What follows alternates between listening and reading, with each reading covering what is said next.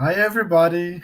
Hello, and welcome to the Flickerverse Show. We are a Wheel of Time based show talking about all of the what ifs from the book series.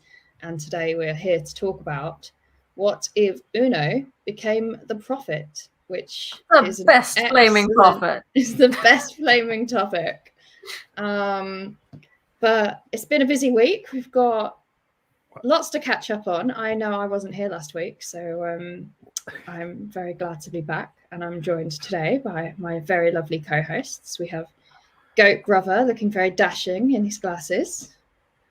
And we have Androl, whose glasses are only a teensy tiny bit wonky.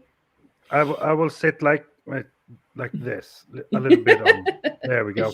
And I did not change the name. What? I'm not grandpa of what? Who did that? Who did that? Aginor? Well, that's a good way so to innocent. Aginor, who is causing all sorts of nefarious things backstage. And we have Uno the Prophet Nemesta with us today. So we've got a few things we wanted to chat about just before we dive right in. And the first of all is that, very sadly, if you look at the weather outside, you can probably tell, but it's almost the end of September, which means that Whattober is coming up next. Uno, do you want to chat about Whattober and tell everyone what it is and how they can get involved? Yeah, I think it's the third year we're doing this now. It's like hosted by me and Sukon, and it's just a bunch of prompts for each day of October for people to like create art, write, I don't know, cosplays, photography, whatever you want to do. Just be creative, and the challenge is to post something every day related to the Wheel of Time and these 31 prompts plus the bonus prompts. So yeah, join the challenge and use the hashtag Whattober, and we will share all the amazing things that you make for this. Yeah. So just have fun. You do art with it, don't you? Yeah, I try. I've never been able to do every day the whole month. No, I think I did 8 or 9 last year. I wrote little fan fiction-y things that were really stupid. Yeah. No, but it's really fun. I think I managed like 13, 14 prompts, like halfway through. That's pretty good. So you're going to try and finish it this year? I mean, I'll try. I'm not going to make it, but you could split it with Aggie and have Aggie do drawings that are of definite excellent quality. You should see some of his drawings. We should. Quite something. Well, that's how the Trollocs got made, right? Exactly. Was it so much so that you accidentally sort of sneezed on a page and you were like, "This is the design. Work with it." I'm nothing if not creative. And that's all we're looking for. Be creative, have fun. And if you can't do every day, maybe just pick a few of the prompts and do something. Yeah. So just have fun. It can be a meme. It can be, I don't know, crochet, writing, art, music. Interpretive dance. Interpretive dance. Yeah, we're not fussy. No. And I guess the other thing we should talk about is What a Holiday, which is coming back this year, which is December 2nd to the 3rd, although technically in European time it's 3rd to the 4th. Yeah, something like that. So it starts at 8 p.m. Eastern time on the 2nd of December, which we've worked out is 1 a.m. UK time and 2 a.m. European time on the 3rd. And I know Rob has got lots of very exciting things planned and is currently doing a call out for content creators or just anyone who's willing to host an hour slot, especially the slots that are early in the morning for Americans. I know we've signed up to do a slot And yeah, we'll wait to share more on that. But we're very excited to get involved. This year. It'll be our first year getting involved. And we'll definitely have some holiday themed chaos to share with you all. And we should probably say that it's like a charity for that's the right. Weaver Foundation and for the Entertainment Community Fund. Yes. So it's raising money. And I think there's a pretty big goal. And last year it was about $11,000-$12,000, I think, that got raised in the end, wasn't it? Yep. So we need to smash that target this year because we're involved. So obviously it needs to be bigger and better. Absolutely. Yeah. And I guess the other thing we should talk about is an episode got released last week. Yes. Of that show that some of us watch. And full spoilers, everyone. Yeah, full show spoilers. Oh, look at that. Look at how slick is that Swedish tech. So there was a new episode, which was Demane. And I think, I don't know about you, but I felt a call to join the dark side with this episode. There was definitely a lot of Ishamaya and Lamphir at her most Lamphir.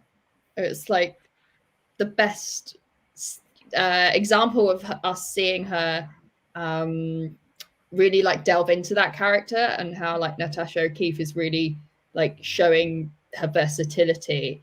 Going from, oh no, protect me, look the fade, to I'm going to like twist my hand and explode a person's head. Which was just, I mean, I screamed at the TV. I don't know about you guys. Yeah, and we got Lanfear in Rand's shirt scene. Oh my god! So it was such a little fan moment. It's like it was. It was such a because it happens in the books that she's in the shirt right when she's getting changed, and she's like, she brushes her dress and then like washes it or something, and she's letting it dry, and oh no, Rand has walked in on me while I'm just in his shirt. How awful. So it's a nice like call out to the books without actually replicating the moment. This might have been the thirstiest episode today. I think, it probably was the thirstiest episode, even though there wasn't there was no sex or anything like that. But geez, those boots. I have started planning a way to make them to improve my Lamphir costume from the black costume I had for the What Idol parody. But it's going to take a lot because I cannot sew to save my life. So we will see. I want to see her in white, though. About? Yeah, I'd like to see her in white. And we also got confirmation that it was a bondage wheel all along. It was. It was a bondage wheel. It was a bondage wheel, which is an interesting take. I guess it's like Rand's first time meeting Lamphir, as it were. Mm-hmm. So that's an interesting choice for location, and that she'd choose to have him tied up like that, literally bound to the wheel, which is gonna be interesting. What were your favorite parts of last week's episode, guys? I think my favorite part was how they're increasingly letting us know how Tel'aran'rhiod works. Yeah. Was that? It wasn't someone honking over here. Oh, right. No. That must be from my house. There's a person honking outside the window, but I do live on the 5th story, so. Right. Yeah. And I've got headphones in, so I'm not sure how that worked. Maybe the mic's not working or something. Relax, we live in the woods. No one's honking over here. It's a really loud goat. Who's honking? Right. Yeah. So how? It wasn't me. Always blaming the goats. No. It wasn't the horn of Valir. No. Our horn of Valir. I think the chat between Lanfear and Ishi was amazing. How they pulled that off, the power dynamic between them both, playing off of each other. Now we got confirmation that Moggy and Grendel are a thing. We don't know who the boys are, but we know what Lanfear thinks of them, so that's nice. And I think Ayula nailed it as Avienda. Yeah. The did. laugh. The Aiel humor. Yeah. Yeah. When Perrin tried to protect her in the White Cloak fight, and on the riverbank, when she's like, it's not a lover thing, but I would not be opposed. And then the humor perfectly shined through. It was amazing. Do you like to dance? Yeah. Like, oh. Perrin, It's gonna be a classic. I must say, I really like the scene with Dane Bornhold and Perrin. Yes. I mean, Yeah. It was are they going to make Dane really likable because he succeeded so far? not likable, but I mean, not dislikable. no, No. exactly. But he's such I mean, a like conflicted. complex character, yeah. Yeah, and I think it was a good introduction, and a kind of different introduction than in the books, because I mean, how will this affect the future of their relationship? Because this time, Perrin saved his life pretty much. Yeah. And so, yeah, it's going to be interesting to see how much it will diverge from the books when it comes to their storyline. Yeah. So, yeah, it's going to I be mean, interesting. so far we've not had Child Buyer introduced. No. But who is the really, really blonde or white-haired? I think it's Bayer. I hope it's Bayer. I think it's. See, Bayer. I always thought Buyer was like quite young. I mean, Like, they He aged just up has pretty sunken much everybody eyes in the show, so why not? yeah. Yeah, it could be him. Could be him. But I'm excited to see where that goes, because at the first time I read the books, I don't know about you guys, I got really confused between Dane and what's Bayar's first name? Jared. Do we ever... I was going to say child. yeah. Child Bayer, between right? Dane and Child. And so the moment very late on in the books, where full book spoilers, everyone. So where Bayer stabs, no, other way around. Bayer goes to stab Perrin and then Dane stabs him. Was such a like, meh, I don't really understand what's going on moment the first time I read it. And now every time I've read it since, I've got like more and more impacted by it. So that Ray read that chapter a couple of weeks ago on the reread I'm doing. And I was like, God, it's so Jarrett Bayer. Thank you. Like I was so impacted by it. I think Dane's got such a wonderful story arc that they can really make something out of. You know, it's like showing there's good in the bad. There's not, you know, everything is shades of grey. It's sort of like, you know, Galad's story arc. You know, perhaps if they don't do Morgase having that conversation with Galad later on, perhaps Bornhold himself can have that conversation with Galad. You know, and it's reasonable, right? Considering how his father acted in the first series, when they met them in the woods, he was more reasonable, more logic. Yeah, we don't like Aes Sedai, but those are the ones you need to see with a wound like that. Yeah, that's true. His dad was way more reasonable in the show than he is in the books, where he's just like, so it makes I'm gonna be polite, but I'm still gonna hang you when we get to is it Lugard they're taking them to? They're taking the hobbits to Isengard. Yeah. Yeah. When they're taking the hobbits to Isengard, yeah. But I mean, that begs the question: Egwene and Perrin, which one's Merry and which one's Pippin? Wait, Merry, Peregrine Took. So Pippin has to be Egwene to be fool of a Took. Surely. Probably. Yeah.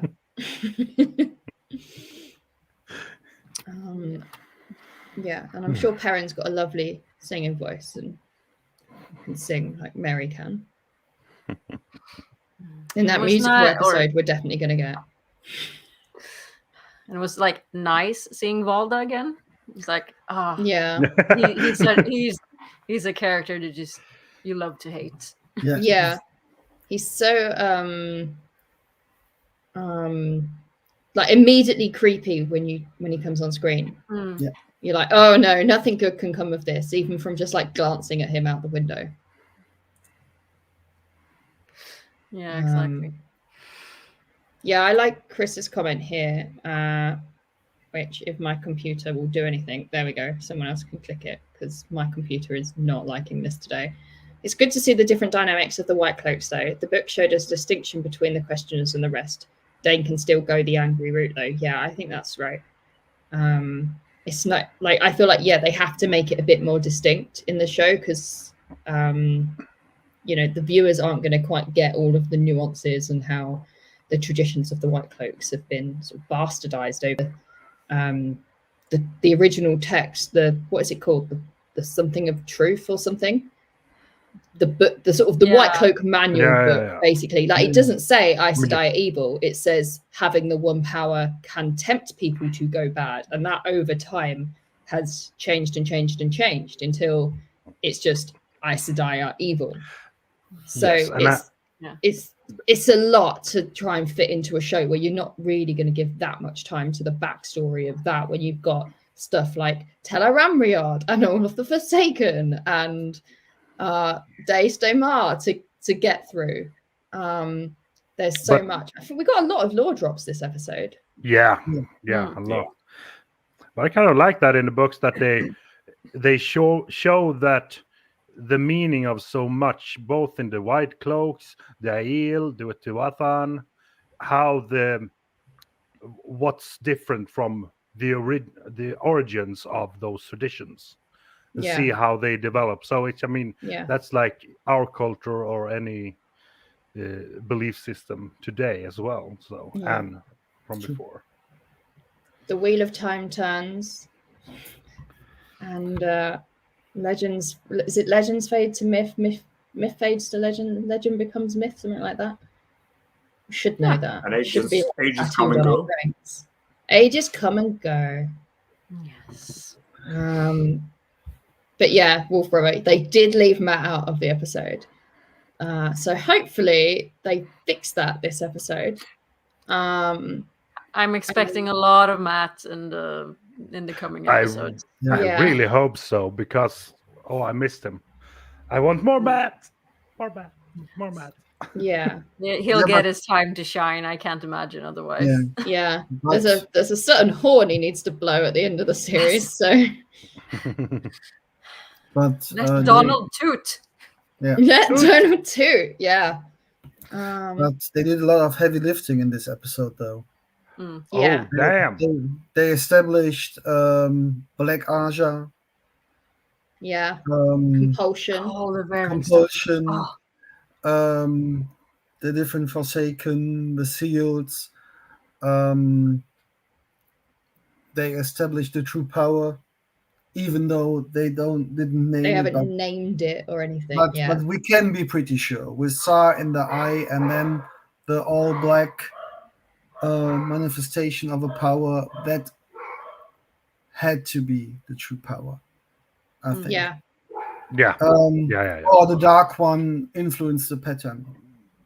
Something. So,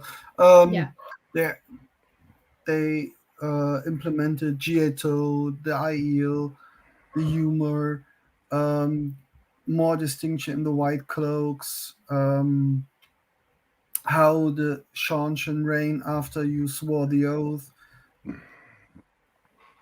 Yeah. Yeah, and even though it's different, it feels like we're getting closer to the books. Yeah. Yeah. Yeah. So Wolf Brother has said, oh shoot, and then my computer froze. Are they going to have Matt getting the girls out of the stone, but do it in Falmer? I mean, they could do, but I do quite like that the girls rescue themselves in the book. Yeah. In the kind of I don't need no man. So I would like maybe Matt to go there and try, but like maybe they've already rescued themselves and he just like helps in another way or something. I think we're going to get Tyr and Calendar and all of that. I just think they're going to shove it till after the Isle Waste. Yeah. That would be his final confirmation thing. I think my theory is we will get Dumai's Wells at the end of season 4 and Tyr maybe after that, because we don't need Calendar. I mean, we don't need Calendar until the end. So why do Tyr? Why do Tyr now? I think Tyr maybe season 6. As long as we get the redstone door frame somewhere. Yeah. That's it. Like, are they going to do multiple trips into the Tower of Genji? No, or are they just going to do one trip at the end? I think we can do... Or are they going to do any trips into the Tower of Genji? I hope, though.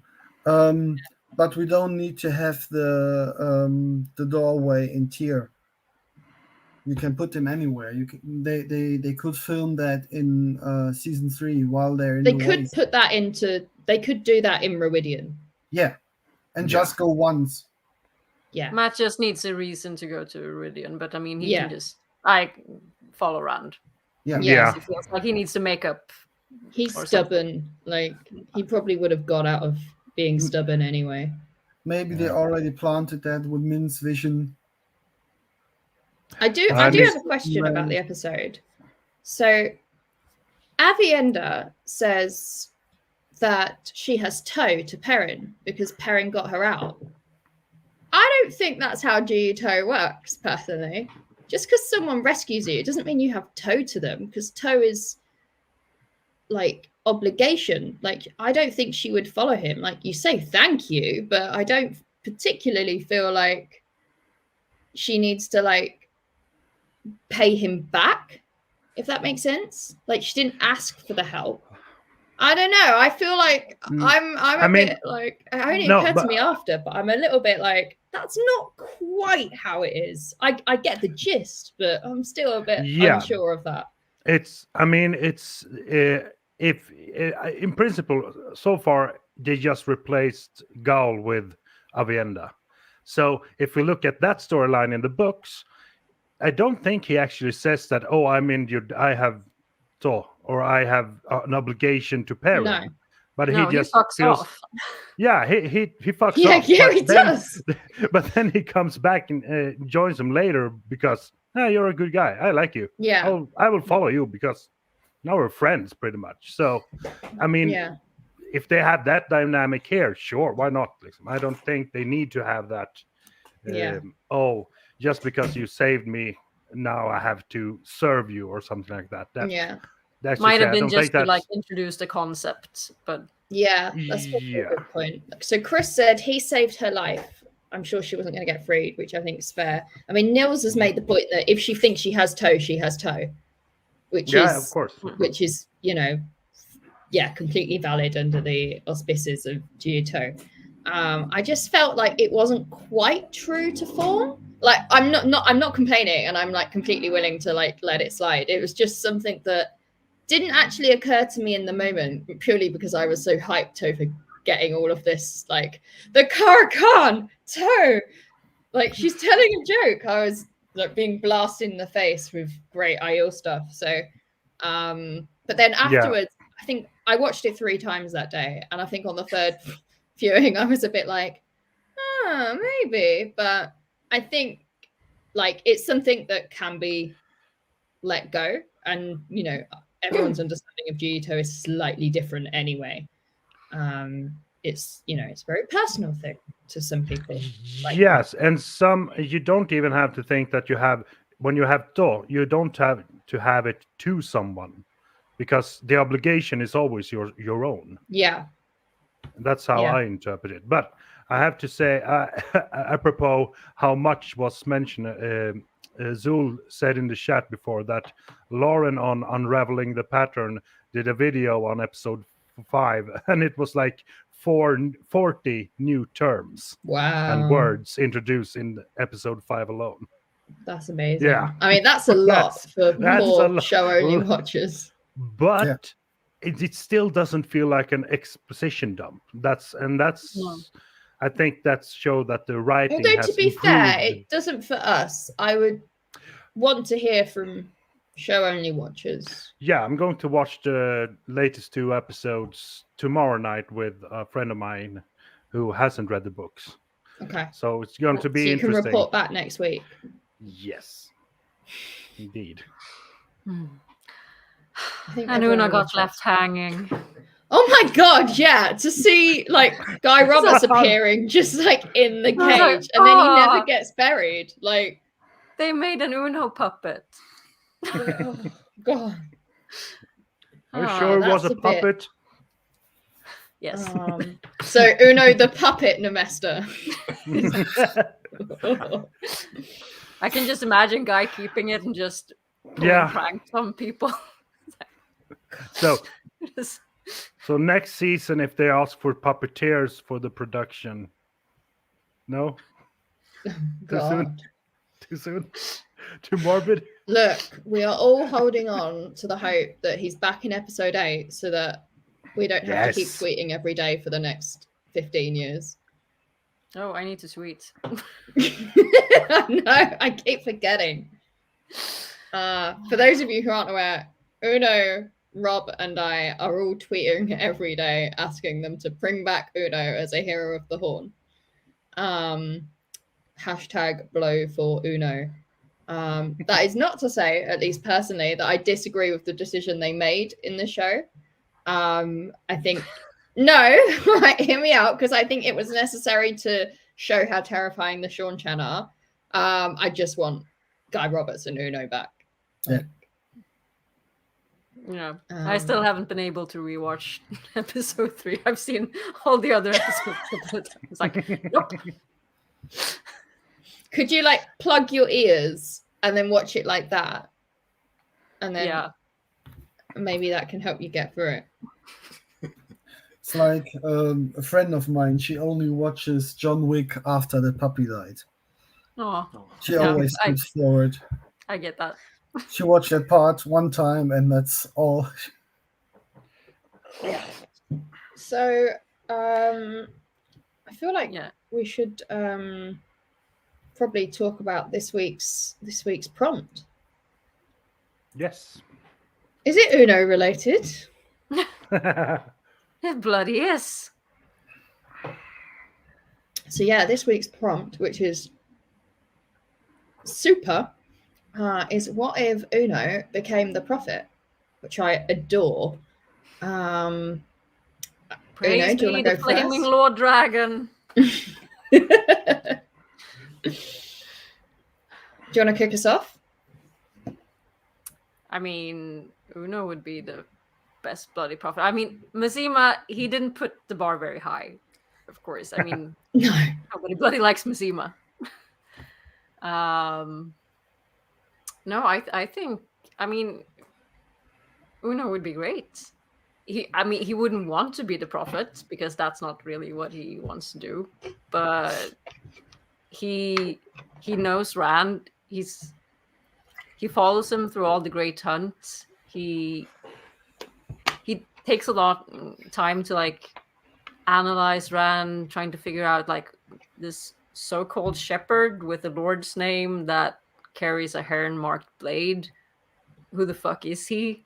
Why is he worthy of that sword? And he takes a long time until he finally swears his oaths to Rand and becomes the first Dragonsworn. And we know that he doesn't swear oaths lightly. We know that. You can make him swear oaths. And too soon. So what do you think he would do as the prophet? Like, do you think he would be like as chaotic as Masema, or do you think he would be a prophet for good? I think he would. I mean, he doesn't have like this crazy fervor that Masema has, because Masema is just a crazy racist bastard from the beginning. So, and also Masema gets probably manipulated by both dark friends like in Suroth and one of the Forsaken. I don't think we know. I feel like it has to, I think it's a Shamael, right? Like whispering in his head.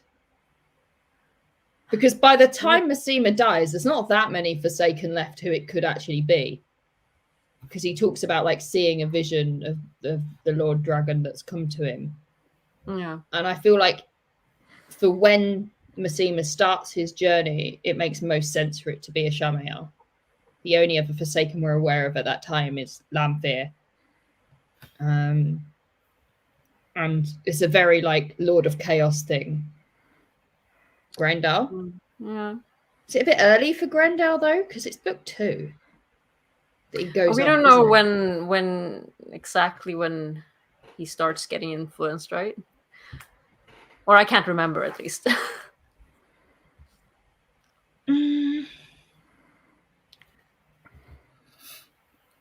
I must be end of book 2, start of book 3.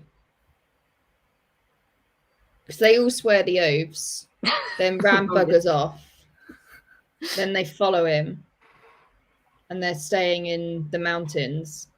And then when Rand buggers off again, is that when Masema? Yeah, Moraine sends them to somewhere. They end up in Gildon at least. Yeah. And that's where he starts. Yeah. So like thinking, okay, we follow that plot line, and Uno also they end up in Gildon. Yeah. Uno wouldn't let all the Dragonsworn just rape and pillage. I would think he would keep like a tight leash on them. Yeah. And not be all that ascetic, just get rid of all worldly possessions and wouldn't shame my top knot. Never. No. Well, he's a I good like guy. what Charlie's put. No oaths, only swear. Yeah. I would firmly agree to that. So how does it affect later on in the books with Uno becoming the prophet? I mean, it would affect the storyline with Nynaeve, and he can't be both with Nynaeve and with Perrin, of course. Yeah. But I'm thinking he would probably help Nynaeve in a better way than just starting a war or civil war in the streets. Yeah. But if we assume he ends up with Perrin, he wouldn't influence Aram to try to kill him, for one thing. Yeah. So we wouldn't probably have that storyline. Fael wouldn't hopefully stab him. I think it would be an easier time. Yeah. He would agree to travel to Rand. And like, here's the Dragonsworn army. It's like we skip Malden. Hooray! Bye, Wolf Brother. Only positive vibes all over. Only positive vibes. I guess the one thing about it is that like the Corypheon cycle says that bonds will be broken, and basically that Rand is going to cause absolute carnage by the dragon being reborn again. Like chaos has to happen.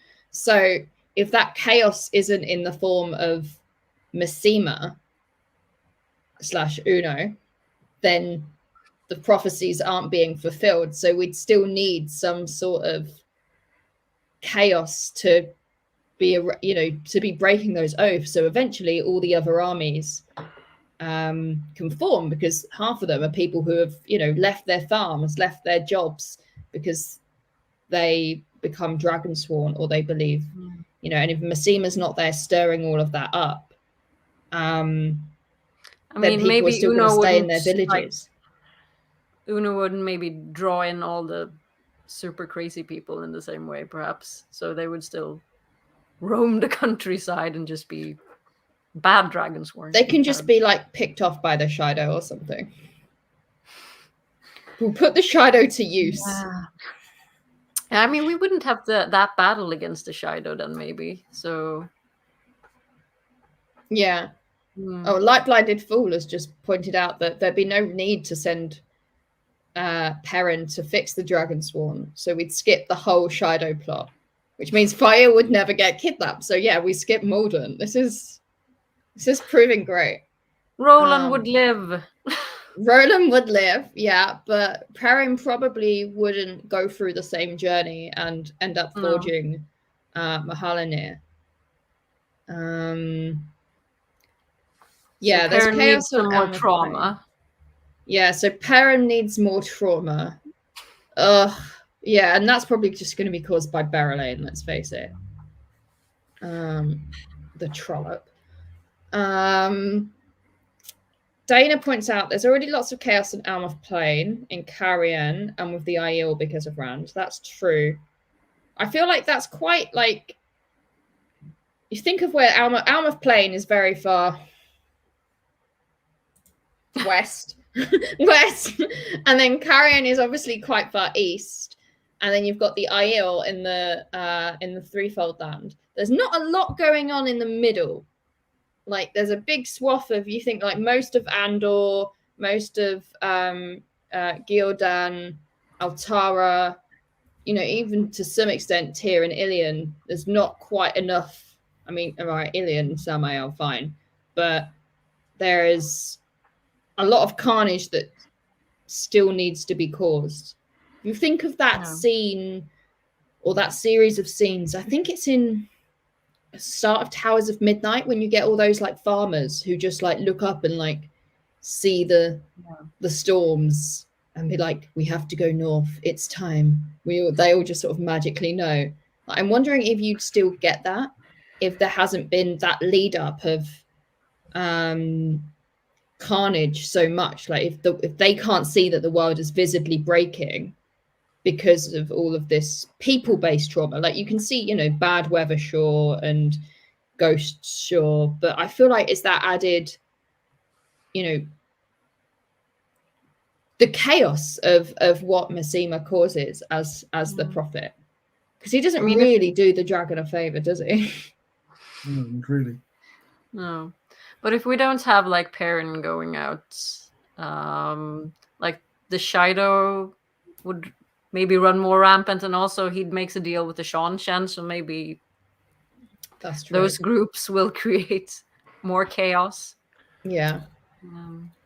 Yeah, instead of going behind Massima and the crazy Dragonsworn, he could be sent after the Shido, because they roam the land and pillage and burn and take Wetlanders, Skyshine, and... So we might still get, maybe not Malden, but some similar plot. Yeah, some version of Malden. Yeah. It could be even Malden. Yeah. Might not be a chance for Fayu to get kidnapped, though, because Perrin goes into town to meet? He doesn't go in to meet with Massima, does he? Yeah, he does. Is that why he's in town? Because I'm pretty sure it is. Yeah. I can't remember correctly, but it's... If he doesn't go and meet with Massima, then he doesn't leave Fael alone to get kidnapped. Indeed. Yeah, but she could get kidnapped any other way. Maybe a nightly... Oh, yeah, sure. Camp and...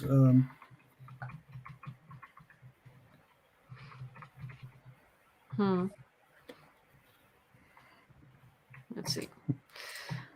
What about you, Goatbrother? What do you think?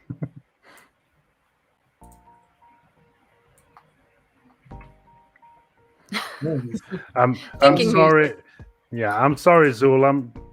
I'll try to compose something for next week. I, forgot. Yeah. We're all my brain skipping is- out on our assignments. Yep. I have a Trolloc in my head. It's coming. It's coming. I think that Uno would do way better as Prophet as Basima. Easily. He's good, right? Yeah. I mean, he wouldn't like it. He would doesn't like wanna be- it. He's got a foul mouth, but on the inner core, he is he's a good person. He stands for discipline in a way. I mean, if he saw that this is a duty that someone needs to do, then he would do it. Yeah. He would be grumpy and curse about it, but he would do it. I think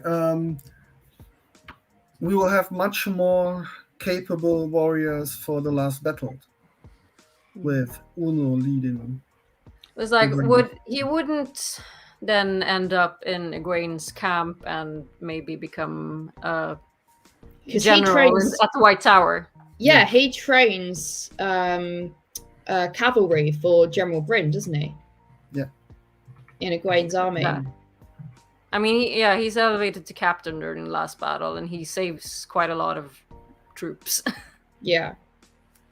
So, I mean, as a prophet, maybe I don't think he would stay away from the battle, but he wouldn't be in the White Tower army, probably.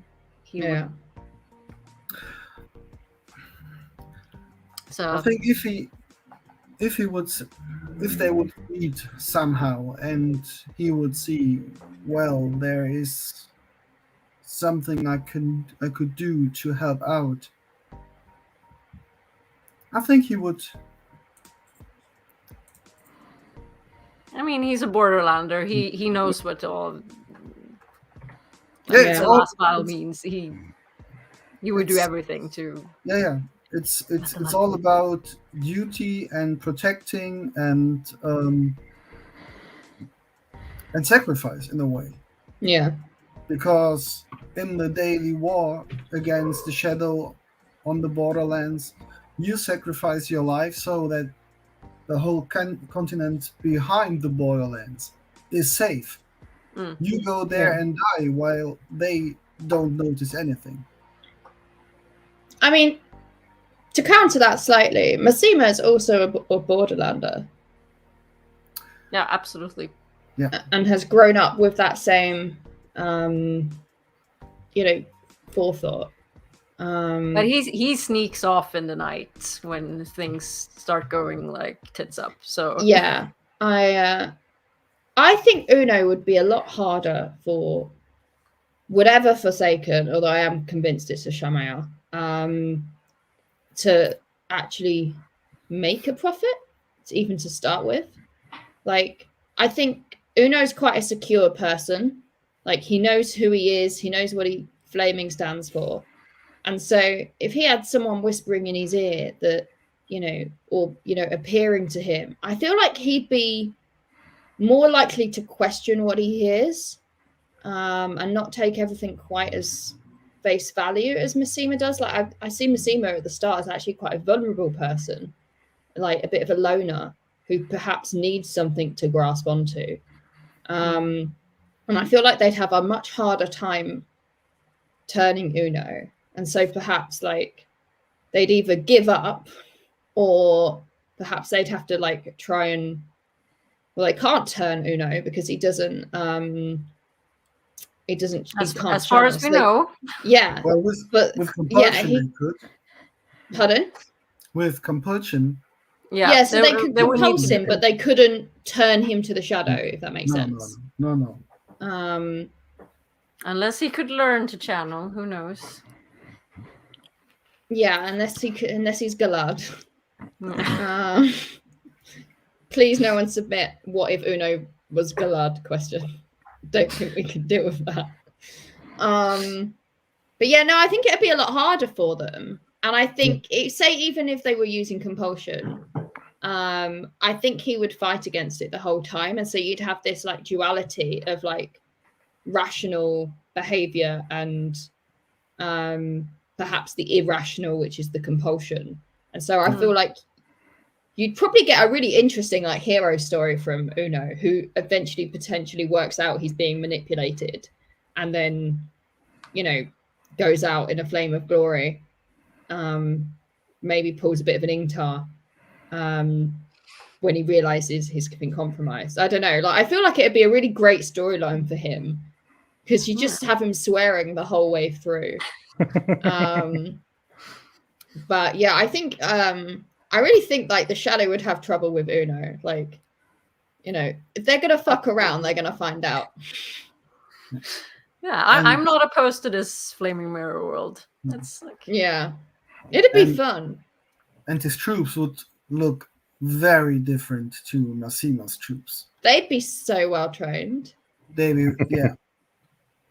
Don't you bloody dare go rape and pillage. Yeah, that guy who keeps all the ears, he would like, Uno would have him like hung up and eaten for dinner. Yeah. Oh, that creepy dude. Oh, yeah. Ear guy. Androl, what do you think? Oh my god. I don't even know why you put me on this show. I realized my brain It's the hair. Yeah, it's the hair and the intro music. And the voice. Comprehensive thoughts, not so much. Oh, what would happen? I think you nailed everything down. I agree with you? Move on to another flicker. Yeah. Hang on, I want to know what Aggie thinks as well. All right, you're on. Yeah, Aggie's exactly. not just a pretty face. Hang on. Are you trying to do something technical? Hey! What if Androl could remember all of his 49 rereads? 49. Yeah, I mean, if I could, I probably wouldn't have read it almost 50 times. So, Uno, Prophet, what do you think? I mean, he would just be more competent, right? I think. Yeah. And Massima is actually, he's named after like an Islamic false prophet. Yeah. Yeah. So, yeah. Like the bar isn't very high. Would anyone make a worse prophet than Uno? Pater? Everyone.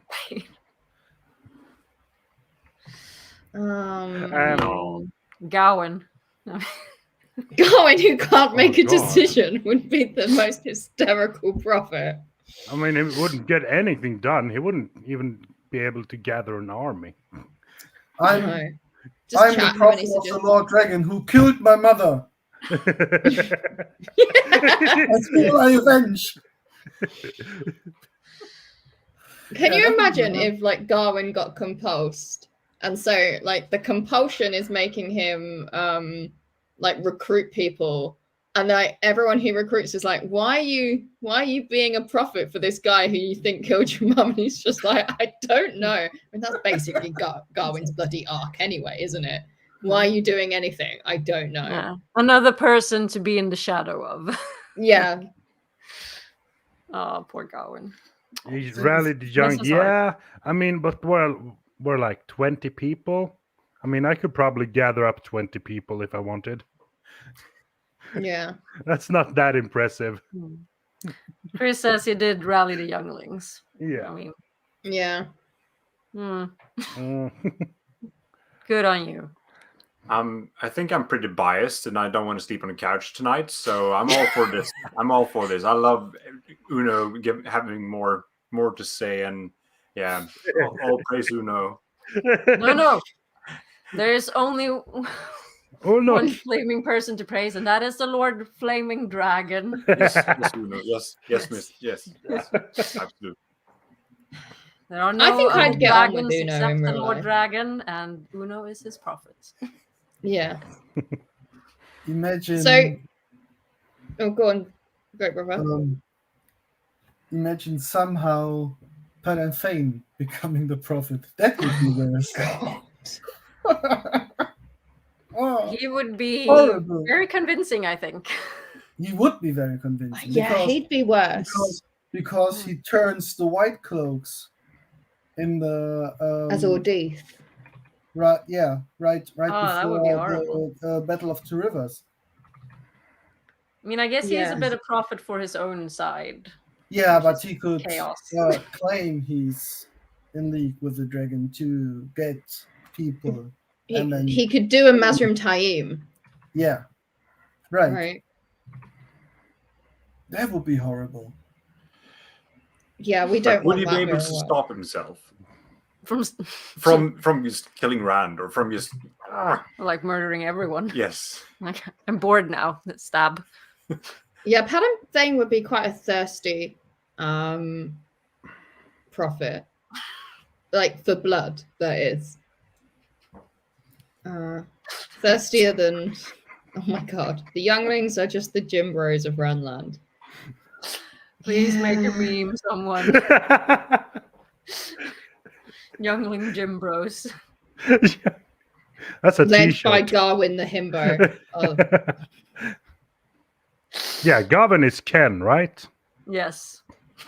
no, Garwin is just Ken. Yeah, he's just Ken. It's a bit of an insult to Ken, really. But Yeah. do we feel like Uno becoming the prophet is gonna be good for the end of the story? I think it would Like- just speed things up, make it more efficient, and they will reach the last battle prepared, and it would feel good for the light side. Yeah.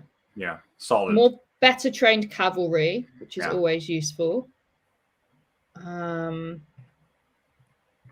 Yeah, As long as we get parent trauma, then we're okay. yeah, as long as Perrin gets some trauma.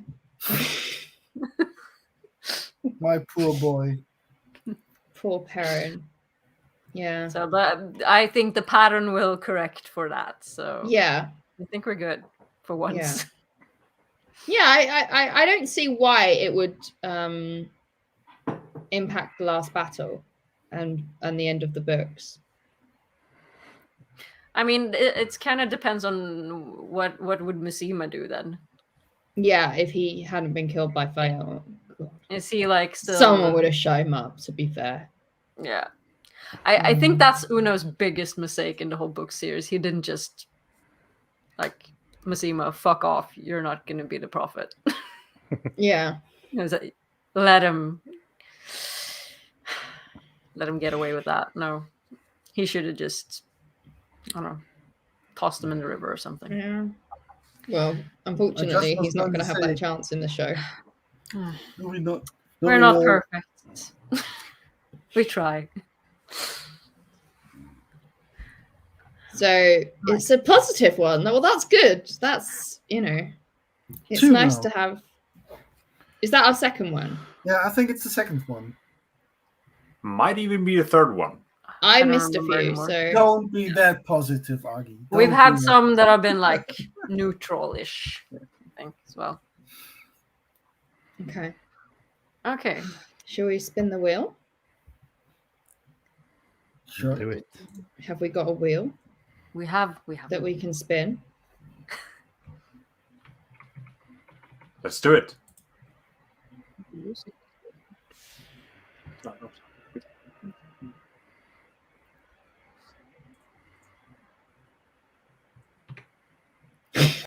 Oh. Mm.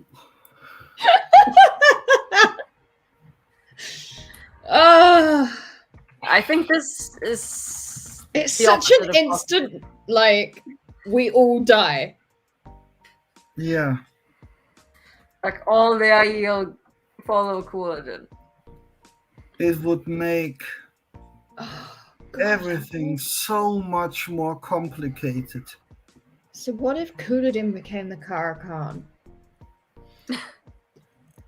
To be fair, I don't think he'd last till, I don't think he'd last that long, right? He's very unreasonable, Couladin. Even, the wise ones and that know that even before he starts fucking around and trying to pretend he's the Karakan, right?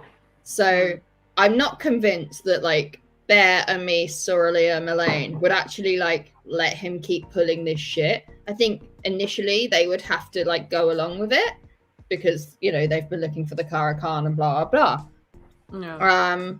But I think as soon as it gets to the point where, because if you think it's that moment, right? If that's the moment where they're both showing their arms in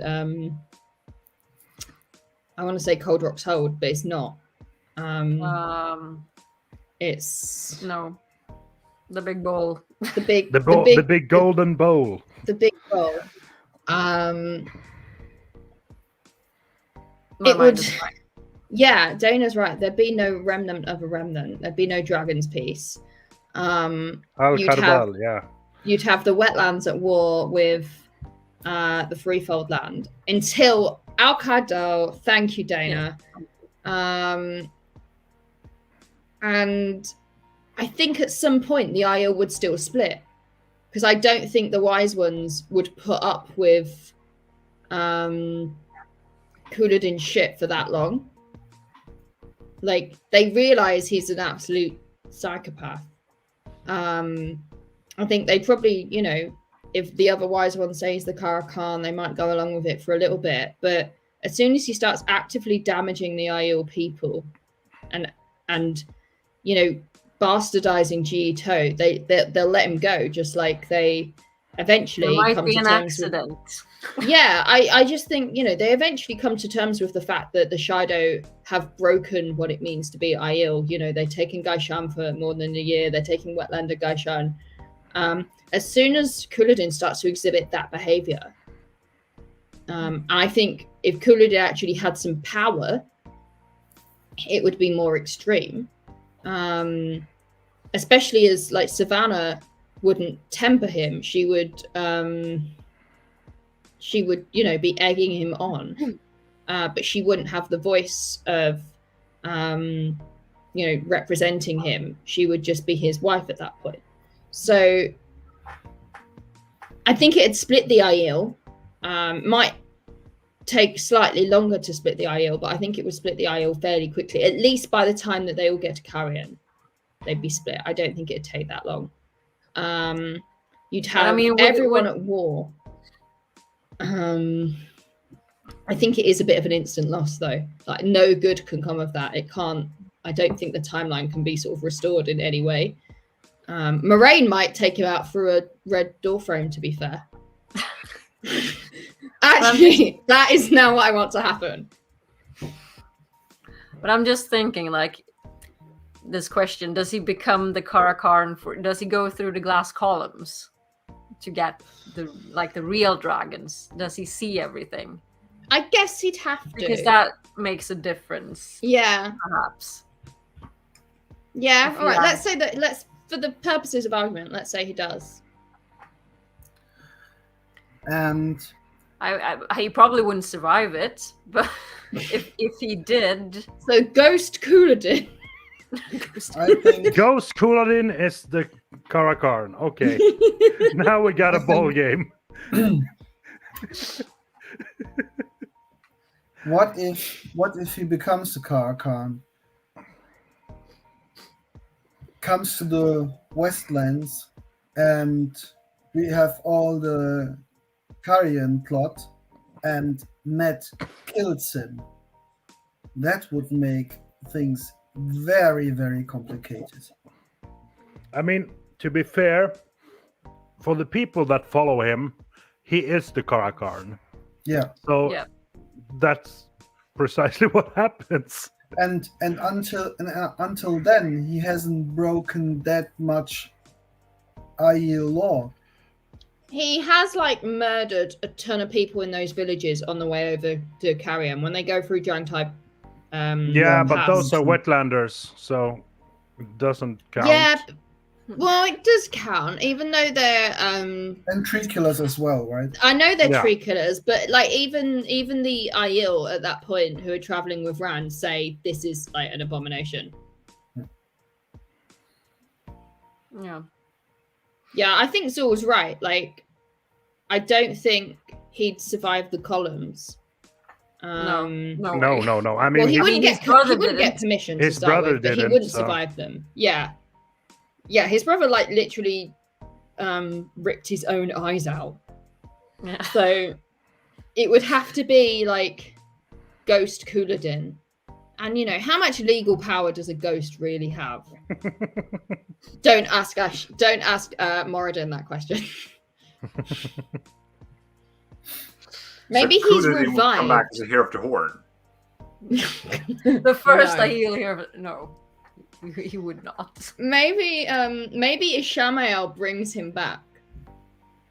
Not Ishamael, the Dark One, right? If Ishamael can be revived, maybe Couladin is revived, and that's the only way it happens.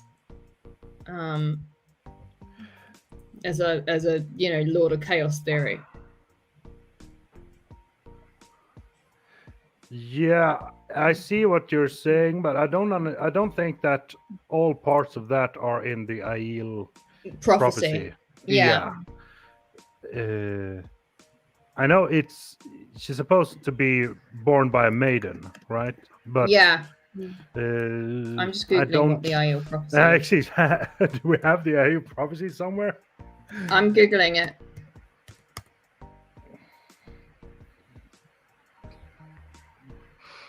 So I just had a stupid idea and thought, Bring it. perhaps. We love stupid ideas. So this is a crossover idea. So if we have the sea folk, they have a similar thing, right? Called the what? The Koramor. The Koramor. So you have the Koramor, you have the Karakarn, you have the Dragon Reborn. Are there any other prophecies foretelling stuff about? Yeah, in Shara, but we don't know much about that. Right. So if we have right, so if all of these were not Rand, but they're individual people, we'd have like the Power Rangers. So like Okay, the Aiel have the Koramor would be the blue Power Ranger, Rand would be the red Power Ranger, and Couladin would be the brown Power Ranger. Who's the penguin? Okay, so I'm going to start posting in chat what all of the different bits of prophecy, because it's not ever just spelled out. So this, what I've just posted, it said there'll be great signs and portents of his coming. He'll come from the west, beyond the spine and the world, but be of our blood, because obviously that's why the Aiel go searching over the spine. He will go to Rodian and lead us out of the Freefold land. Under this sign, he will conquer. And then Gaul says, I'm just going to put it in chat now. When the Stone of Tyr falls, we will lead the Freefold land at last. It says, we will be changed and find again what was ours and was lost.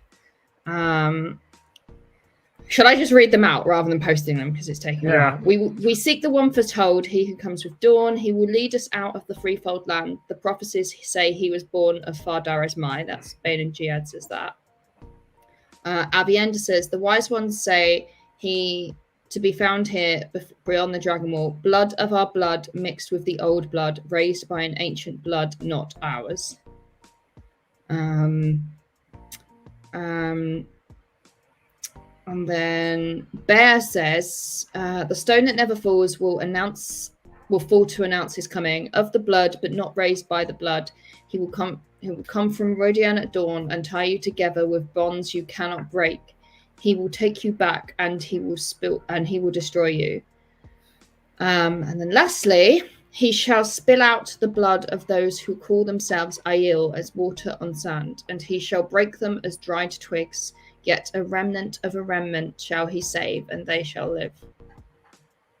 I mean, he got the blood part right. And he got the blood part right. Yeah, I mean he does break the Aiel, to be fair. Yeah. Although I mean, it's technically Rand, but you could argue that he had a part in it. Yeah, he has a part in it.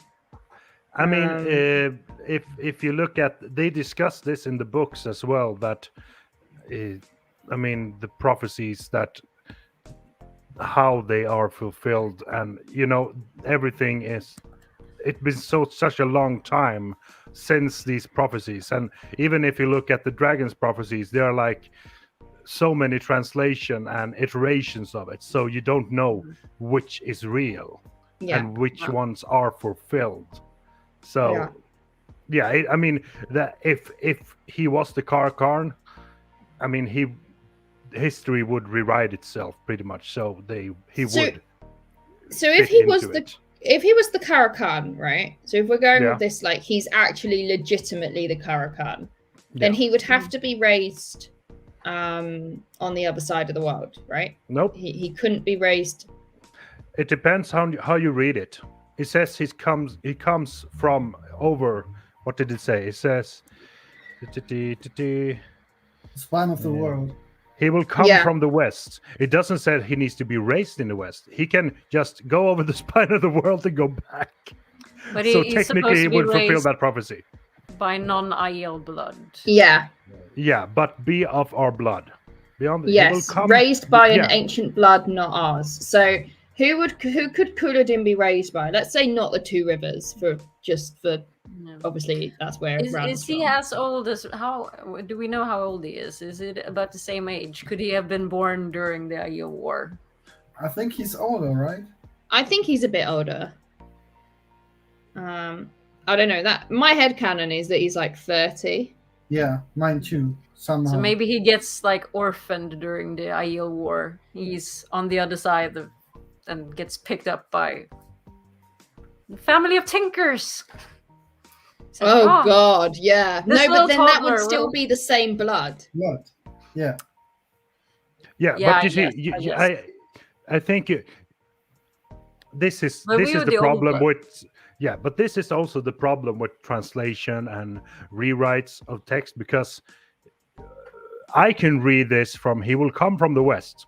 It doesn't say he comes from that he's born in the west, but be of our blood. It's also, as I said, he can just have been visiting and come back. No, because there's a different part that says blood of our blood mixed with the old blood raised by an ancient blood, not ours.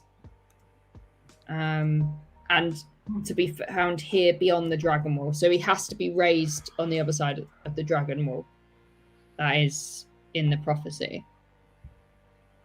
Yeah. Or I mean, if he was Lowe's Library by makes the the point. Oh, go on. Yeah, it could be the gen. Yeah. So I mean, that's what I'm saying. That you can interpret this. Yeah. So if he was the Karakarn, it would fit somehow. Lowe's Library makes the point that Carian is an ancient blood, but I don't feel like the Aiel would accept a tree killer as the Karakarn. Like, call me old-fashioned, but I feel like if you were ever gonna break the Aiel, you would have made Rand be born in Carian, right? So you raised. But can you imagine how dangerous Couladin would be? Like with that, like hot temper, and also skilled in Deus de Mar. It'd be an absolute nightmare. Someone said before, instant loss. I feel like we're all agreed on that. Like, there's no way the pattern could fix that. There's no way Couladin becomes a cool, rational person. He's already out of his mind irrational when he pretends to become the dragon. There's no redeeming him from that point. You can't give a person ultimate power and expect them to become a better person, with it. And he wants war, right? He wants to go back over the span of the world and conquer all. Yeah, absolute power corrupts absolutely, right? He wants a second Aiel war. Yeah. I would like to expand on Aginor's Power Ranger theory. But to be sincere, we said, what if Couladin was the Karakarn? We didn't say, what if Couladin was the Dragon Reborn? Mm-hmm. Yeah. And we didn't say he was the Karamor. So, I mean, what if Rand still was the Dragon Reborn and Couladin was the Karakarn? What if Couladin actually could unite all the clans, as they say the Karakarn would? Then But he'd Rand take would them to war with the wetlands, and everyone would Yeah. die because they'd all And how killed would each other that before work? the final battle. On the other hand, that would mean that Rand would spend more time in the wetlands, maybe solidifying his power more, just like Moraine was thinking. Her plan was that But then he Moraine uses was... the Aiel to solidify his power because they are his Yes. army, the Oh, one yeah, army yeah, oh, he yeah, can trust. yeah. Yeah, he did what she wanted, but he did it in another way. She Yeah, wanted to solidify his power in the west. But the Because other problem is, if Couladin goes to war with the Westlands,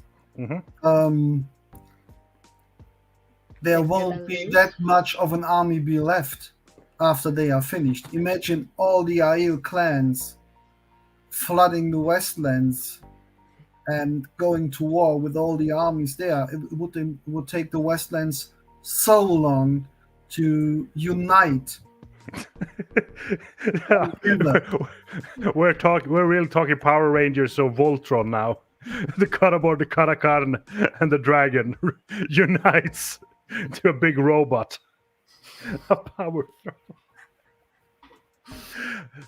I mean, Might work. yeah, but what if Rand actually could solidify his power in the Westlands before the Aiel actually attack? I mean, we saw how well the first Aiel war went.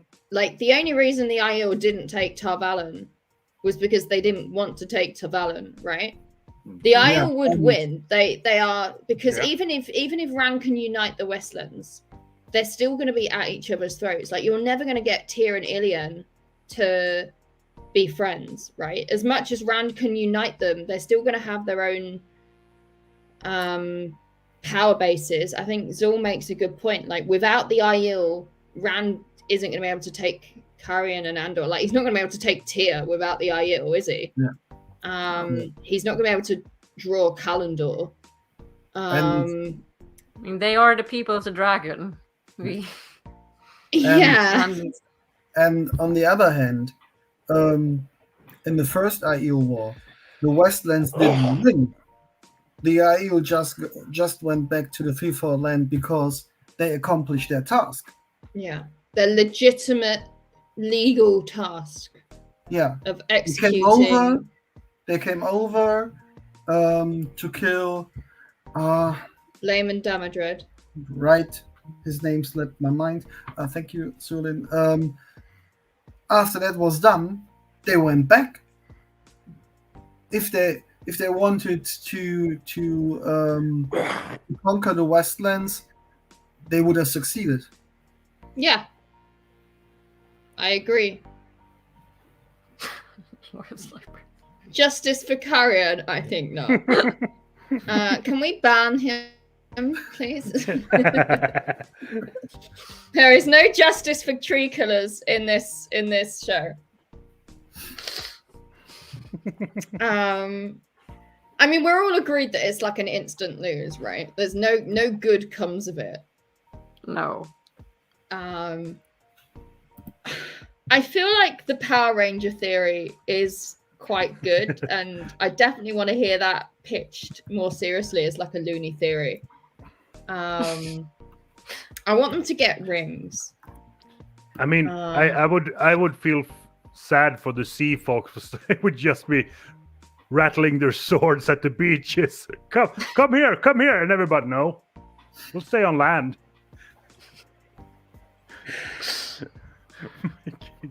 God, it'd be awful. Okay, so I mean, make Eamonsfield goat again. Oh dear.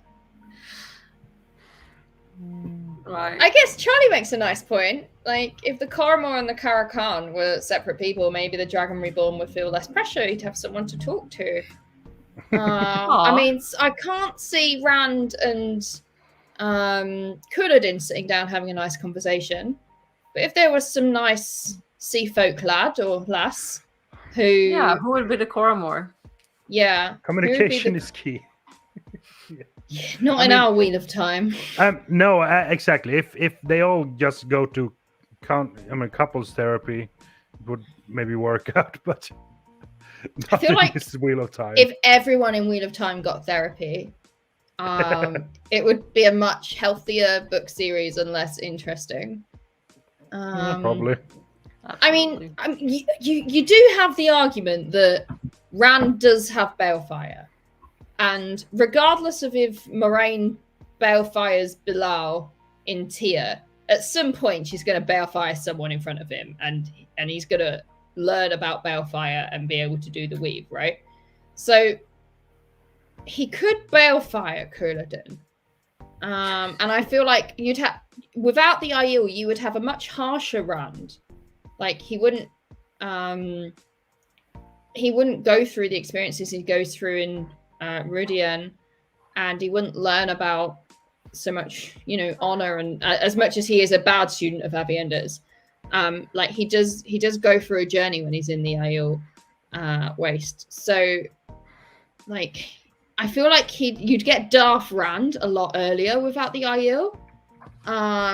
And you've got someone like Couladin coming. I mean, fuck around and find out, Couladin. Like, Rand's going to take no prisoners at that point. Yeah, I mean, the world would just end a lot sooner. And you're like, the Dark One probably wouldn't even need to do anything, let's face it. Right? The Dark One could literally sit back, watch, put their feet up. Like, I wonder if, like, the Forsaken would actually have to get involved and try and, like, help. Like, no, you're doing our job for us. We need to, like, Lanfear would probably turn to the side of the light to try and help Rand against the Aiel, let's face it. This is a fucked up mirror world. We don't like it. Mirror world. Rand does have a breakthrough therapy session in book 12 with inside of his own head on top of a mountain. Yeah, I feel like you wouldn't get veins of gold. You just get Rand going up to the top of a mountain and destroying everything. Everything gets balefired. Everything gets balefired. That is the answer. I think the shit would hit the fan way earlier than in the books, and there won't be Sorilea and Katsuana taking care of him, and it's Katsuana who brings Tam, right? Through Nynaeve, but When is it Katsuana when? Yeah. Katswain asks Nynaeve to find out where Perrin is, so they can get Tam. And then and we won't get that, so there won't be any veins of gold. Yeah. No. Veins of fire. We should have.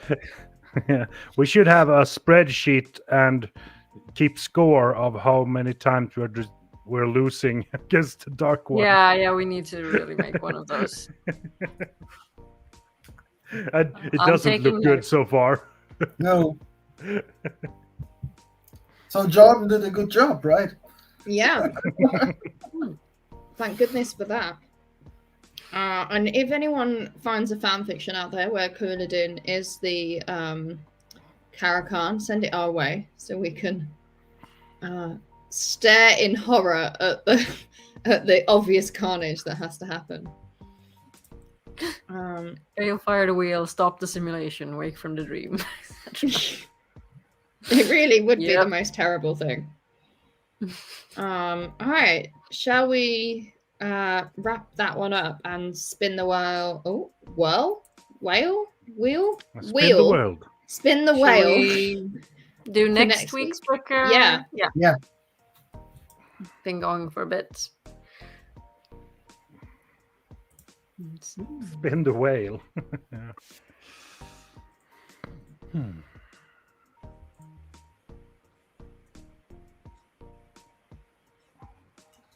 Oh no! Ooh.